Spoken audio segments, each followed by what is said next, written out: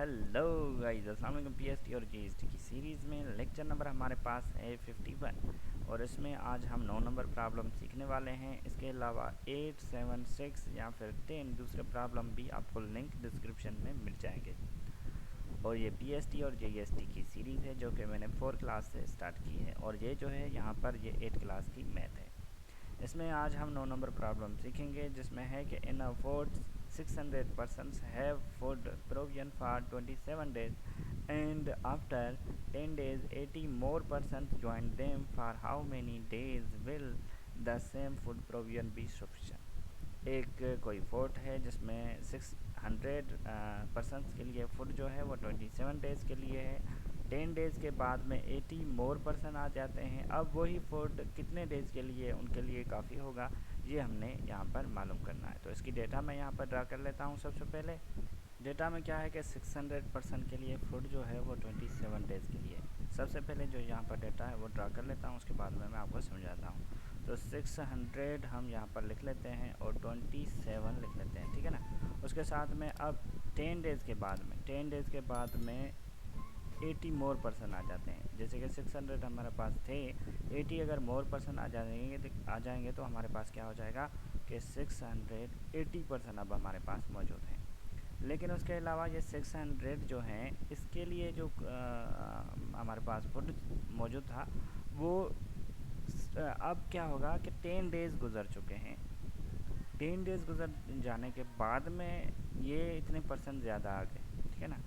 तो 10 डेज़ अब हमने क्या करना है, वैसे तो ये कंटिन्यू अगर मतलब कि उनके लिए यही का अगर हम फूड रखते हैं तो ये उनके लिए सही था, ठीक है। लेकिन 80 मोर पर्सन आ चुके हैं, लेकिन कितने डेज़ के बाद में आ चुके हैं, 10 डेज़ के बाद में आ चुके। अगर पर्सन हमने पर्सन में ऐड किए लेकिन 10 तो ख़त्म हो गए ना, 10 डेज़ तो हमारे जो हैं वो गुजर चुके हैं ना। उसके बाद में 80 मोर पर्सन आए, इसलिए हमने क्या करना है कि इन 27 में से 10 डेज़ जो हैं वो कम कर लेने हैं और यहाँ पर 70 डेज़ अब बाकी हैं जो कि 600% से रिलेट कर रहे हैं, ठीक है ना। अब जब हमारे पास 680% हो चुके हैं तो इनके लिए कितने दिन के लिए वो जो है फुट चलेगा वो हमने मालूम करना है। तो इसके लिए यहाँ पर हमने x दे देना है।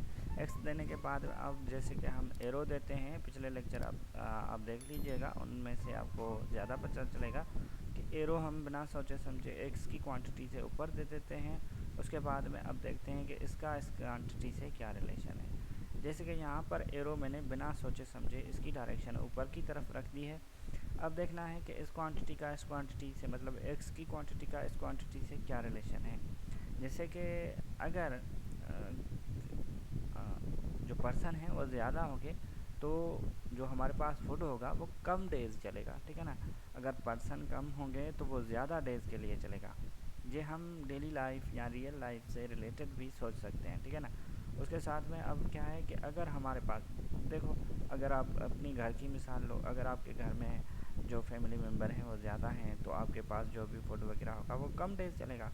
अगर आपके फैमिली मेम्बर कुछ कम हैं तो जो भी आपके पास फूड वगैरह है वो ज़्यादा डेज़ के लिए चलेगा। इसका मतलब क्या है कि ये क्वांटिटी अगर हम ज़्यादा करते हैं तो ये क्वांटिटी कम हो जाती है। अगर ये क्वांटिटी हम कम करते हैं, परसेंट कम करते हैं, तो ये क्वांटिटी ज़्यादा हो जाती है।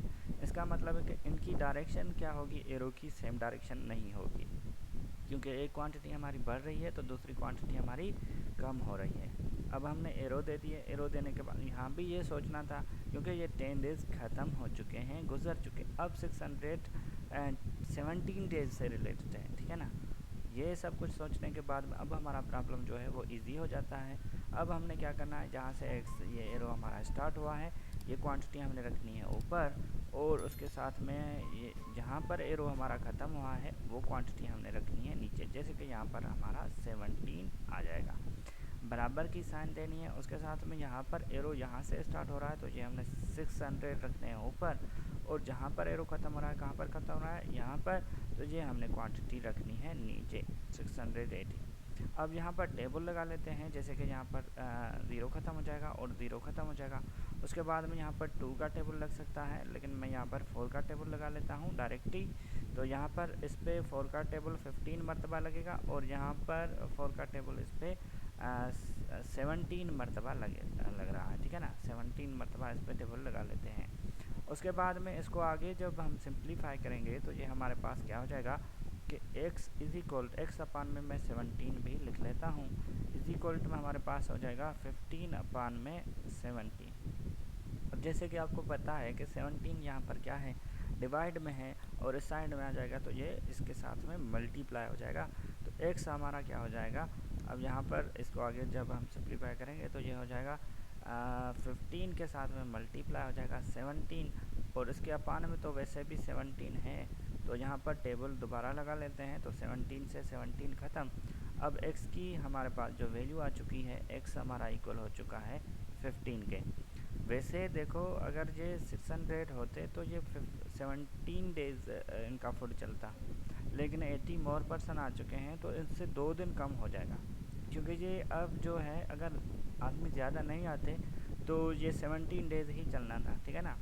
अब आदमी ज़्यादा आ चुके हैं, 80 मोर पर्सन आ चुके हैं, तो ये 2 डेज़ जो हैं वो कम इनका फूड है, अब वो चलने वाला है। ये हमारा हो जाएगा आंसर। ऑप्शन उसमें कुछ ऐसे हो गए, जैसे कि यहाँ पर अगर हम मिस्टेक करेंगे, देखो प्रॉब्लम हल करने के बहुत सारे तरीके हमारे जहन में आएंगे, लेकिन हमने सोच समझ कर प्रॉब्लम को हल करना है। देखो यहाँ पर हम 10 भी लिख सकते थे, क्योंकि इसका रिलेशन कुछ ऐसा था।